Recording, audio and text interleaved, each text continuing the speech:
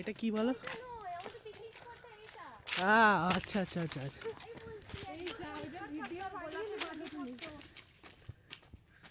এটা ঠিক আছে।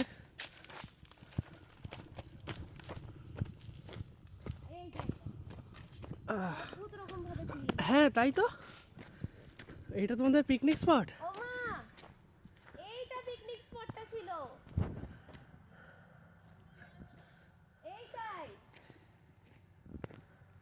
সত্যি জঙ্গলের মাঝখানে এত পরিষ্কার জায়গা, অদ্ভুত রকম ভাবে পরিষ্কার। বাহ।